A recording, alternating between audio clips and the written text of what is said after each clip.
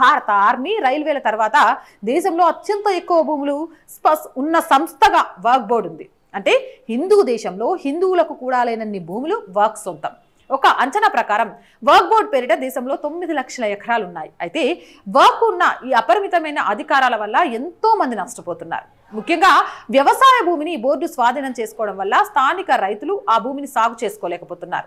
తాత ముత్తాతల కాలం నాటి భూమిని తనదని క్లెయిమ్ చేసుకోవడంతో వాటిపై పోరాడలేక వదిలేసుకోవాల్సిన పరిస్థితి ఏర్పడుతుంది.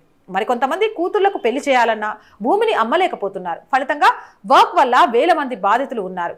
అయితే ఈ అపరిమిత అధికారాలను కట్టడి చేయడానికి మోదీ ప్రభుత్వం ఇప్పటికే బిల్లును తీసుకొచ్చింది.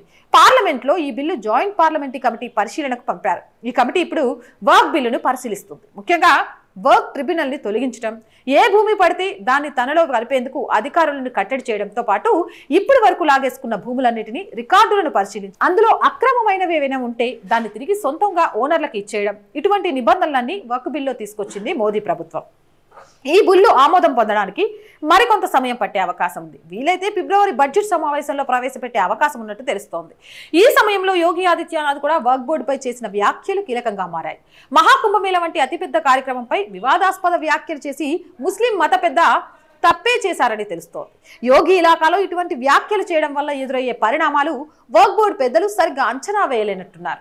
వక్ఫ్ బిల్ కనుక పార్లమెంట్లో ఆమోదం పొందితే ఇక వీరి ఆటలకు మొదట యూపీ నుంచే చెక్ పడుతుందని స్పష్టంగా అర్థమవుతుంది. మరి వక్ఫ్ పై యోగి ఆదిత్యనాథ్ ఆగ్రహం వ్యక్తం చేయడం, త్వరలోనే దానికి చుక్కలు చూపించాలి అనుకోవడంలో తప్పుందా? ప్రతిదీ మాదే అంటే ఎంతకాలం చూస్తూ సహించాలంటారు? మీ అభిప్రాయం ఏంటి? కామెంట్ సెక్షన్లో పెట్టేయండి.